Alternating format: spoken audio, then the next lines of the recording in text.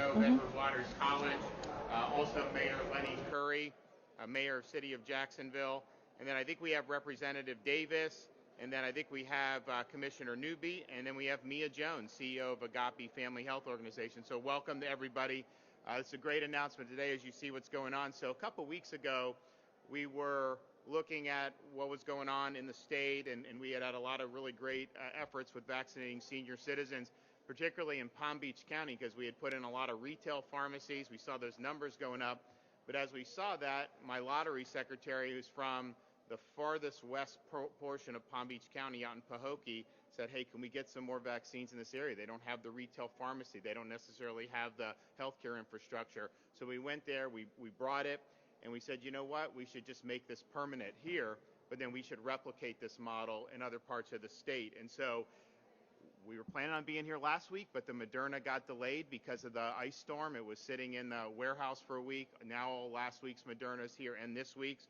So Pahokee is the first permanent site, but we're also going to add another 5 permanent sites. And again, the goal here is to be able to reach out anyone who may fall through the cracks, who isn't necessarily have access to a retail pharmacy or not necessarily a hospital.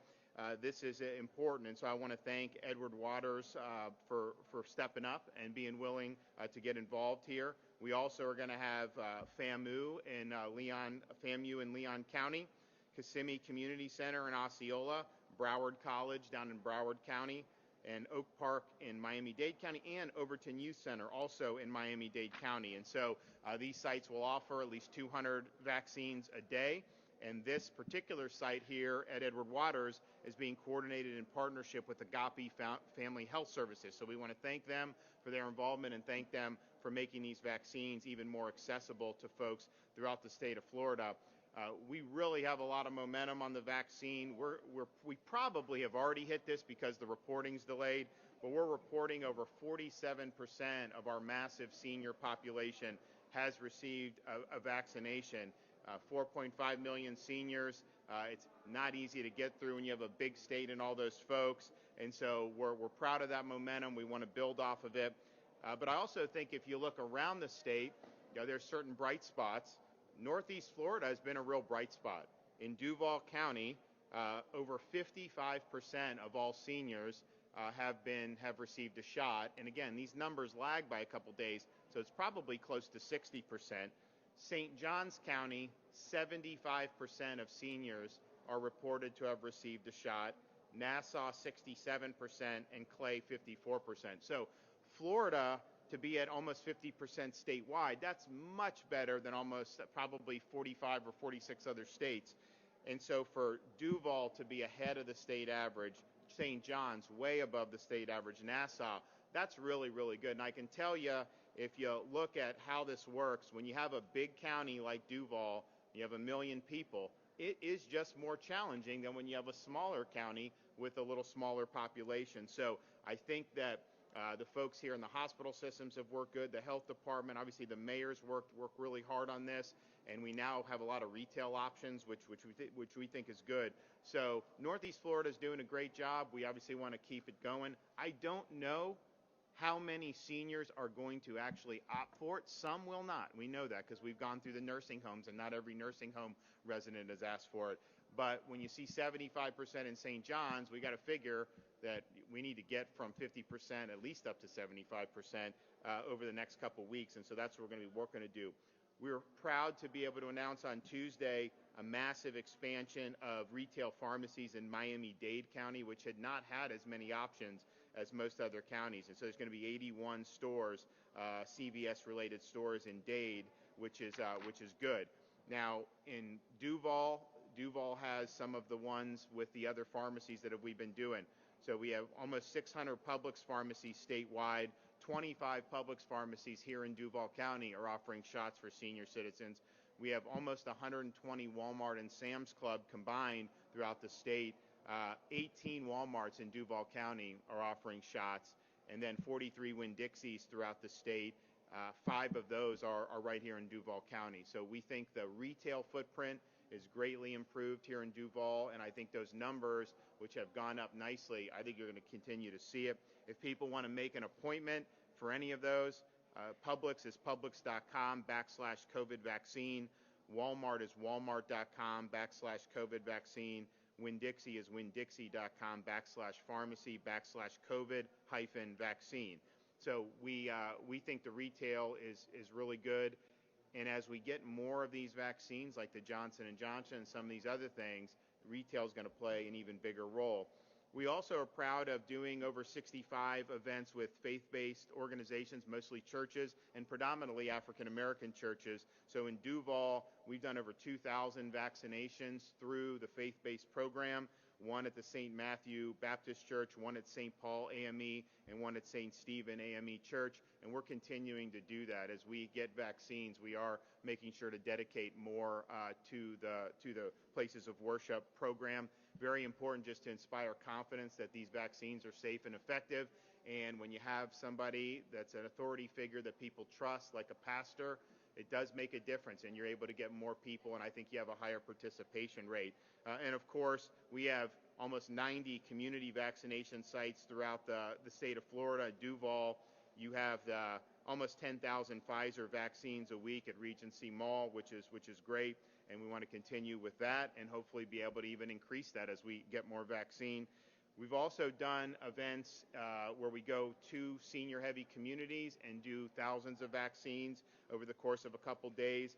We were just in Hernando County at a kind of a manufactured home facility, and we're doing almost 2,500 seniors there yesterday, today, and tomorrow, and we're going to continue to be able to find high concentrations of seniors and really make a good impact with that.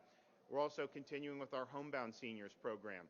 We've done over 1,300 seniors. We started with Holocaust survivors. We've also done Bay of Pigs veterans, and now we're doing a lot of World War II and Korean War veterans. And so we think that that's something that's it's very warranted for those folks. These are people that we really look up to. Jacksonville is going to be one of the sites for the collaboration we're doing with FEMA and the federally supported site. So basically, the federal government is just providing additional doses, which is great. It's not coming out of our state's allotment. So additional doses, and it'll be enough to do 4 sites throughout the state. So it'll be Miami, Tampa, Orlando, and then here in Jacksonville. And that's going to add additional. Now, we're effectively going to have to run it, but the feds are providing the supplies and the vaccine. And at the end of the day, we just want more vaccine. So if you're sending it, we are going to use it, and we're excited about that. We're also going to be having the opportunity, because of these new sites, for the first expansion. Look, we're seniors first, and that was what we did at the very beginning. We were very clear on that. Other states have now followed Florida. The CDC had to backtrack. Seniors first is the right thing. At the same time, as we have Johnson & Johnson, as we have all these other things now coming to bear, we're continuing to do seniors first, but we also will be able to start expanding, and we're going to expand with law enforcement and classroom teachers that are 50 and up, so stay tuned for that announcement next week. And then we're also looking at the most effective way to use this Johnson & Johnson vaccine. It's likely going to be getting an EUA approval tomorrow probably, or Saturday, so within the next few days. There is Johnson & Johnson vaccine that's already been produced. They are going to ship it immediately. I don't know for sure how many vaccines that means for the state of Florida. We think it's going to be tens of thousands. I mean, I hope it's more than that, but at a minimum, we think it'll be tens of thousands. So we're going to take that Johnson & Johnson and apply that in the way that makes the most sense. There's been, I think, some unfair information about Johnson & Johnson trying to say it's not effective. If you look, it's a single dose. You take it one time, you don't have to worry about it. In the clinical trial, it was 100% effective at preventing death and virtually 100% effective at preventing serious hospitalization. So that is great. And yes, there were more infections in Pfizer, but they were almost all mild. And so if you take something that could be life-threatening and you're taking it to where either you'll be immune from it or it'll be reduced to something like the common cold, that is a huge plus. So we believe Johnson & Johnson is going to be a great tool, and we're going to work with different folks to figure out what's the best way to apply that. So we're working on it today and tomorrow, and then by beginning of the week, we'll have an announcement about, once we know how many Johnson & Johnson vaccines we're going to get, what the best way is to apply that. throughout the state of Florida. But all in all, we are seeing, of course, the COVID numbers go down, big declines in nursing homes, I think because of the vaccinations, and I think we'll start to see similar with the senior community very soon.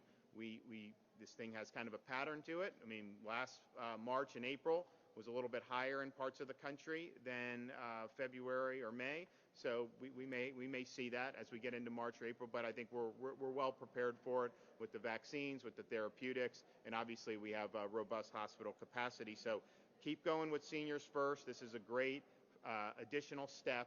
We're glad to be here at Edward Waters, and I think this is going to be it's exciting that it's going to be a permanent site, and we're going to continue to work to get as many vaccines here as we can. So, Doctor, do you want to come up and say a few words?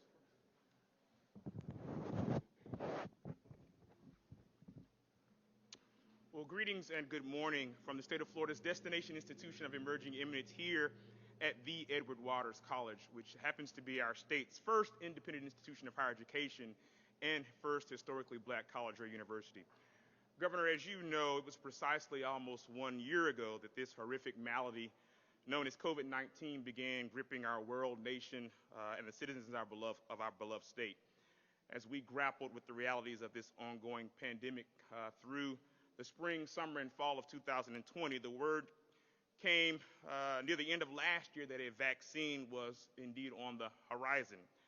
And so while many communities around our nation and our state really ballyhooed its arrival, other portions of our community, particularly some portions of the African American community, met the news with some understood fear and trepidation and consternation, and even a high level of distrust, given the past well-chronicled and sometimes difficult history that our community has with the medical community in both the public and private sector, highlighted, of course, by the Tuskegee syphilis experiment and the Henrietta Lacks saga. But Governor, I want you to know that as soon as word came that pursuant to your leadership, our state would be the beneficiary of this much needed vaccine, we at Edward Waters College, along with many other faith-based organizations like the AME Church, with which Edward Waters College is directly affiliated, we began to distill truth and educate here in our community through our college's Center for Health Disparities, our Shell Sweet Senior Center. We began to do our work to assuage fears in the African American community around this vaccine. But Governor, we knew that it would be a two-pronged approach. That one approach would be, of course, providing information and educating our community, but the other part was to make sure that there was equitable access to this vaccine.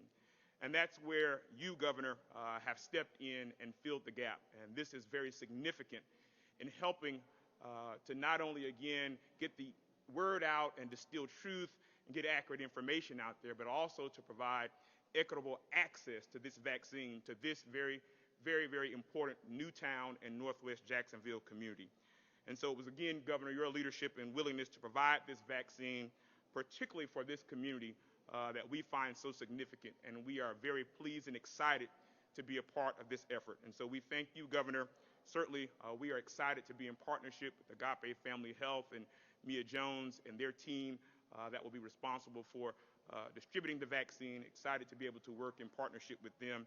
And certainly the partnership that we have with our mayor, Mayor Lenny Curry, the members of our city council, and just everyone that has really collectively worked very collaboratively with regard to the work that's been ongoing here in Jacksonville to impact positively our citizens here in this community as we grapple and continue to work our way through this COVID-19 pandemic.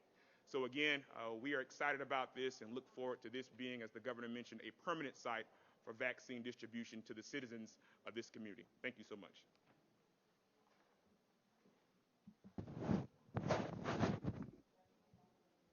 Good morning, and always great to welcome our governor to Jacksonville. And Governor, I want to thank you for your accessibility, for always taking my call, for members of your team always taking my call to hear our concerns and helping us solve our problems here in Jacksonville. You have been fantastic.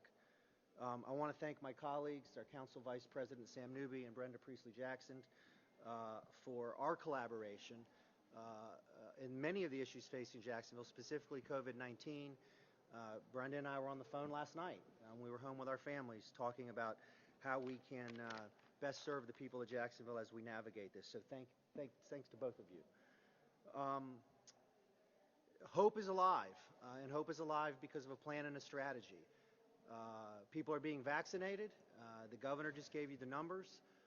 Our schools are open. Thank God we live in Florida.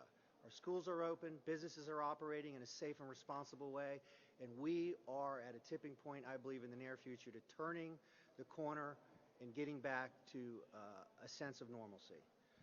I want to remind people that we are administering second doses at our Clanzell T. Brown Senior Center on Moncrief Road.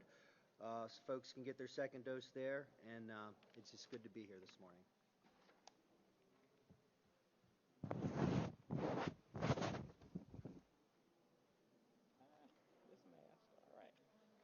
Good morning. It's a pleasure to be able to be here. I would like to thank the governor and President Faison and our mayor. Agape Family Health has been a trusted resource within our community since 2004. In 2016, we became an independent organization and stood up 5 clinics across our city. We have been a part and in partnership with the mayor over the past few months in providing COVID testing at various locations throughout our city, and we are looking forward to adding this to the next step of us being a major partner within Jacksonville of making sure that the citizens of Jacksonville are protected against COVID-19. Because of our clientele at Agape, we are a federally qualified health center providing health care services for insured and uninsured patients. We are a medical home that is committed to making sure that those who are in vulnerable communities are served and served with respect. So today, as we open this site, we look forward to continuing those efforts. We appreciate the work that President Faison is doing here on the campus of Edward Waters College, and we look forward to making sure that as our community faces all that goes along with COVID-19, that we are ready to serve them and provide the necessary support that they need. Thank you so much. Well, I just want to again thank Edward Waters for stepping up and being a part of this, and also just again to recognize Jacksonville and Duval County. When you have close to 60% of your seniors vaccinated, that is so much better than the rest of the country. That's ahead of even Florida, which is one of the leaders in the country of putting seniors first. And I think it's because you have all kinds of folks from the community and all different areas that have come together. So we want to continue to be here to help this site. We want to help the additional church sites as those requests come in. We want to be here to be able to help the folks here in Jacksonville. And I think if we continue to get more Pfizer, which it looks like the production's going up, we'll have the Johnson & Johnson. We can hopefully, really get the vast bulk of the senior population done in Duval County within the relatively near future. So it's exciting, and we're going to keep working really hard to continue to get the shots in the seniors' arms. Yes, ma'am. Hi, Kaylee Tracy with First News. Obviously a great sign that many people and seniors in Duval and across the state are vaccinated. We have seen sites like Regency offer walk-up testing or walk-up appointments over the past few days, including today. A good sign as well that they're very efficient. Can you talk about that? We've had viewers call us and say, when can I go then? They're not over 65. You said next week, beginning next week, you're going to announce when that will happen, but can you give us a solid timeline and who's next other than teachers and officers? Well, so the next step for the general public will just be to lower the age, and that is going to happen. But I don't want to say you're going to be able to do it next week if I don't know what the vaccine situation looks like, and I'm not sure about the demand for the seniors. Now, I do think there are some signs in places that are well over 50% of their seniors that it is softening a little bit amongst seniors. The way I look at it, you have 4.5 million seniors. At least 2 million of them would have crawled over broken glass to get this. I mean, they're online, they're doing whatever. They really wanted it. Then you probably have a certain amount, and I don't know if that's 500,000, 1 million, who just don't want it. That's their choice, and we obviously want to make it available for everyone, but we're not going to mandate it for anyone. And then you kind of have folks in the middle who aren't opposed to it, would take it, but are not going to kind of go out of their way. And so I think the more you get into communities, I think you get some of that group to get in. We were down in Hernando yesterday, and it was a senior community, mostly manufactured homes, and they were coming in on their golf carts. And I think some of those folks, if it was just them having to get an appointment at a pharmacy or something, probably wouldn't have done it. But because it was there, they were able to do it. So we just have to look at that to see. But people, I've said from the beginning, we are going to lower the age. And as soon as we're in a situation where the seniors are being taken care of, we're going to look to do that. I think we can do the law enforcement and the classroom teachers just given some of the additional vaccine without really impacting the 65. I mean, that's a decent number of people, but if you expand it to 55, that's millions and millions of people, and so then we'd end up having the jam and all that stuff again. So it's going to happen. I would say, without question, barring any problems with the vaccine distribution, you're going to see the age lower at some time in March, for sure. And as soon as we have the metrics to justify it, we're going to let people know. But I would point out, people say, oh, well, these other states have all the plans of when they're going to do it. A lot of those plans haven't worked out. I mean, they've had to change their criteria from the beginning. They had plans in December, had to shift. Most of them have shifted to doing what Florida's doing. And so we're going to continue with seniors first. If we were one of the oldest states, if we were one of the youngest states, we'd probably be done with the seniors by now. But look, we're gonna be there for them. But you will definitely have access. And then what I think will happen is, because of the increase in Pfizer, because Johnson & Johnson will start getting produced more, I even think you'll see more Moderna. As we get into April, this thing is not going to be very difficult for people to be able to get. I think the supply is going to be very robust. So we're looking at, within the next 4 to 6 weeks, you're going to see this, I think, potentially really turn a corner just in terms of how ready access people have to it. Governor DeSantis? School bus drivers have said that they also had a lot of contact with students since this school year started, and you kind of wanted people to go back into the classroom. We've seen in different counties there's been outbreaks among school bus drivers. In Clay County, there was a driver that passed away, sadly. Are you thinking of also expanding it to school personnel and school bus drivers when you're talking about the federal site and possibly classroom teachers? Yeah, no, that'd be something we would be open to for sure. I mean, at the end of the day, figure out who those folks are that have the contact, the classroom teachers. Although the infection rates for them have been very low, and I think it's been very positive. But still, I think it's good for confidence, and I think people appreciate it. And so some of those, I think, are important. So yeah, we would definitely look at that. Governor DeSantis? There's been a lot of I'm never going to go in. site opening up in Jacksonville, but not information available. Since you just said the state's going to be running that, people don't know. We're still waiting to get the full details on it too. So we did sign. I had to sign a thing to make sure that our fella could kind of run it into the National Guard. So we're going to do, but it's moving parts, and so as soon as we have all the information, we're going to put it out to the public, absolutely. But we're still trying to make sure we understand exactly how they want to do it. I think, look, it's a new administration coming in, it's a new idea. Sometimes there's just parts moving, but I think it's going to be good, and we're happy to be able to have those. So we hope to. I think the shots are going to start at the end of next week. But we hope to, at the beginning of this coming week, be able to put out everything so people know for sure. They haven't told you anything about the mobile sites. I think that's what people were. Each site is going to have 2 mobile units that are going to the neighborhood. Yep. Have they told you anything? Let me check with my folks, because I mean, obviously that's a staff-to-staff conversation.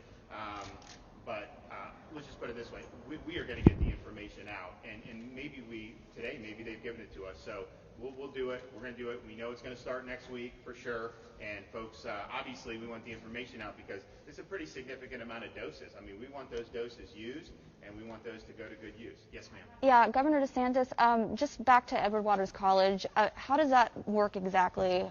Is it going to be appointment-based? Is it first come, first serve? Agape, do you want to handle how y'all are doing it? Yeah, it's a lot of moving parts, okay? So what we are doing is we are partnering with various community organizations.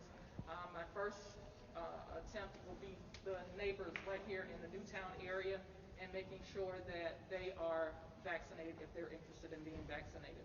Recognizing that we don't want to be in their community and they not have access. So they will be first. We'll have a system that they will be able to register based on their zip code.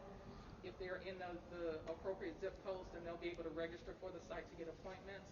We will continue to work with various community organizations, Hispanics, African Americans, and Filipinos to make sure that they are able to get appointments, and we'll do those in blocks so that organization, whoever they identify, will come together, and we will bring them in that way. We are also working with independent doctors' offices located here in the community because they are not associated with the hospital. They don't have access to the vaccines, and so we're asking them to help us to identify those patients who meet the criteria right now, and then working with them to send them over. So that's how we'll do it. Great. And I think doing it the way they're doing it with, from a community perspective, when you're doing so, the hospitals had it, right? And then they would set up systems. But man, I mean, everyone was doing, like, it was a melting down. When we did the retail, we opened the first 3 retail sites in Hernando, Citrus, and Marion. I had people from Key West that were trying to get appointments to go to the Publix pharmacy and traveling all over. So when you have it, the smaller you have the overall with the community, working together with community partners, it's easier to get those folks signed up who may not be the first on the internet or maybe the first that. And so I think what they're doing is the right way, and I think the doctors are going to play a bigger role as we go forward. Our first shipment, we were only allowed to give to 5 hospitals, the Pfizer. Then we gave to the other hospitals when we had the Moderna. But we were not permitted to give to doctors' offices at the time. Now, they did, some of them work with county health, and we were able to do some of that, but we really want to work with the physicians. And from our perspective, getting more vaccines just into physicians' offices, that also takes some of the pressure off some of these other things. But I think they're doing it really well. We want to continue to be supportive so they can count on us to continue to source the vaccines. And if you find yourself being able to go through more than the daily allotment, let us know, and we'd be happy to look at increasing the dosages. Thank you.